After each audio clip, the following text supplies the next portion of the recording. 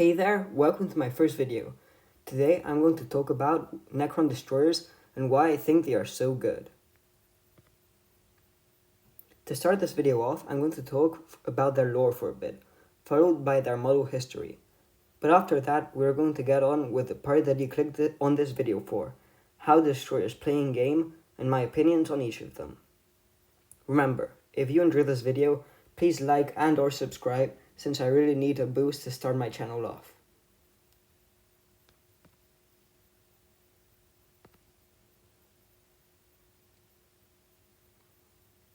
Now I shall give you a brief introduction to the destroyer lore. Destroyers are necrons who are afflicted with a computer virus of sorts, which makes them seek the eradication of all living beings. And, to aid them in this mission, they mold their body into what they think is the optimal pattern to kill. There are 4 common patterns or codes that destroyers join. Locust destroyers, who are the original destroyers, replace their legs with a beetle-like anti-grav platform that lets them skim across the battlefield. These usually equip themselves with ranged weapons, but they can also have melee.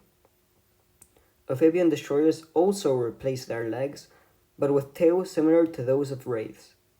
They also use claws to tunnel through the ground and charge at the enemy where least expected.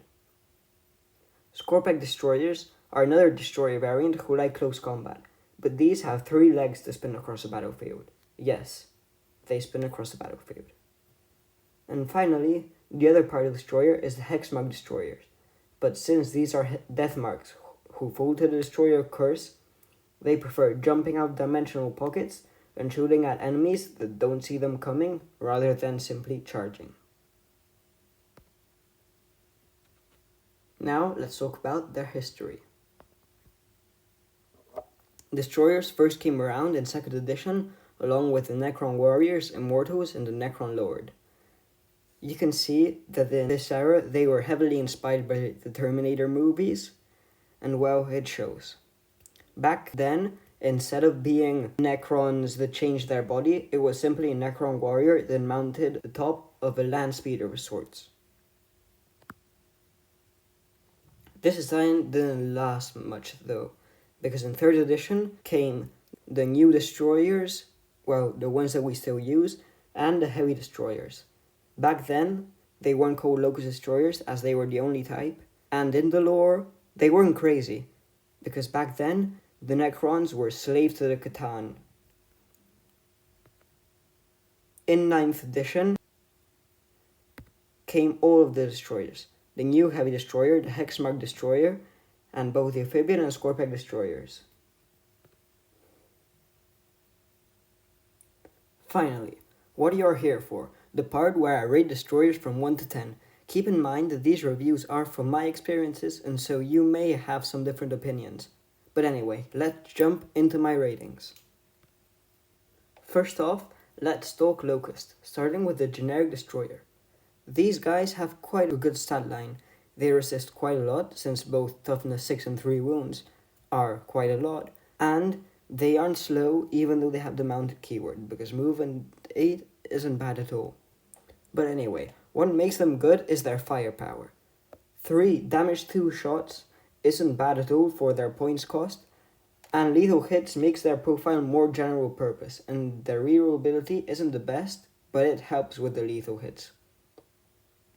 From their decent stat line to their good firepower, I think that these make excellent trading pieces as a 3-man unit, so even though they aren't rarely the best choice, I give them a 7, or an 8 if you're playing Star Shatter Arsenal, given that they are a mounted unit and Star Shatter Arsenal helps mounted unit by giving them assault. Next up, we have the Locust Heavy Destroyer. These have 1 more wound, but due to them being significantly more expensive than normal Locust Destroyers, they don't resist as much. Their firepower isn't bad though. Both their weapons are good against their intended target, and this idea is reinforced by their ability, which lets you reroll wound rolls of 1 against the intended target of each weapon. In fact, this ability adds 17% damage most of the time, which isn't bad at all. The only problem is, these guys are quite overshadowed.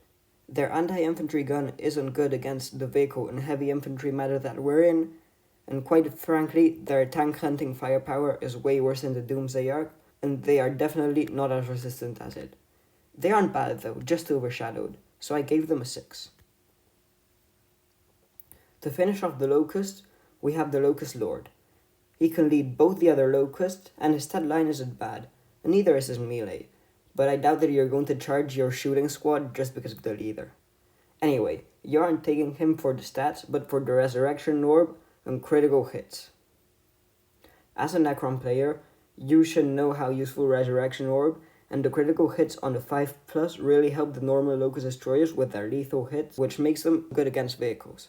You can also use him to bear enhancements, which is a huge upside. But again, this unit isn't flawless. He doesn't add enough to the heavy destroyers to be worth it, so you're basically only using him on a 6-man Locust Destroyer unit, and the problem is that even though the 6-man Locust unit with the Lord isn't bad at all with damage and defense, they are extremely unwieldy due to their 60-inch base size and the mounted keyword. For that, I give it a 6.5. On to the Scorpack Destroyers. Their stat line is basically the same as the Locust Destroyers. In fact, it is better because they can move through walls due to the infantry keyword. And in damage, I think that they are great. They have 1 more attack than the Locusts, and even though they don't have lethal hits, they have strength 7, which means that you wound everything on a 5-up or better. In addition, they also reroll hits almost all the time because of their ability, and they can pop a plasmacite for devastating wounds. Needless to say, these are incredible trading pieces in any detachment, so I gave them an 8. They are better in Star Shatter Arsenal though. The Scorpack Lord, jealous of the Scorpack score, has decided to follow suit. His stat line is great, from toughness 7 to 7 wounds and a 4-up invulnerable save. The opponent is going to have a hard time taking this guy down, and even more so if you play Awakened Dynasty and you give him the 4-up Feel No Pain enhancement. He isn't lacking in the damage department either.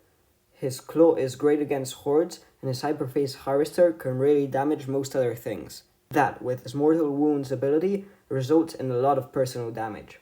You can play him alone as an annoying unit that your opponent has to deal with, or you can use him as a leader since he synergizes with the Scorpack Destroyers.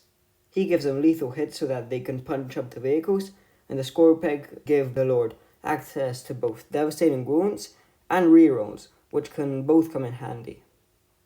I give him an 8.5, and I really recommend trying this guy out with 3-man Scorpack Destroyers. They are one of the best Necron training units and damage dealers in my opinion. The other melee destroyers are the Amphibian Destroyers. These aren't here to deal damage, even though they are quite tanky for their cost. Instead, they prefer jumping around to do secondaries. I say jump around because their ability lets them go back to reserves at the end of the opponent's turn, just like how you teleport in Hypercrit. They also have Deep Strike, which gives them a lot of freedom when coming out of reserves. Really, their only downside that brings them down from being the perfect action monkey is that they have quite a big footprint, since they are a 3-model unit with 50mm bases. Their damage isn't great, but with a ton of attacks and devastating wounds, you can inflict some damage on the Space Marine equivalents and worse. But that is not their point. They are here to score. So I give them an 8. Unless you're running Hypercrit, because Hypercrit detachment rule is the same as these guys, but better. Finally, we have the Hexmark Destroyer. He has Deep Strike and Lone Imperative, which on a 75 unit is pretty good. I have found having the ability to bear enhancement on a Lone Imperative is also good. In Awakened Dynasty, you can take the Veil of Darkness so that you can teleport him around as if you were in Hypercrit. In Star Shatter Arsenal, you take the damage reduction enhancement on him, and you have him accompany the Silent King, giving him -1 damage to incoming attacks. This is a combo that a lot of competitive Star Shatter players use, so you know it's good. Meanwhile, in Hypercrit Legion, you can take him to bear the enhancement that lets you teleport an additional unit per turn. But in Hypercrit, you don't need him to bear an enhancement to give him use. He becomes one of the best action monkeys in the game, simply due to the fact that you can teleport him around using the detachment rule. But the Hexmark also has one of the funniest abilities that lets you shoot in the opponent's turn twice. and he can shoot the enemy when the enemy can't shoot him because he has low imperative. So I give him a 9. Is it favoritism? Possibly, but he has won me a few games. Thanks for watching. Please like the video if you enjoyed it, because it really helps out, and feel free to comment your thoughts and opinions on today's topic. Bye for now.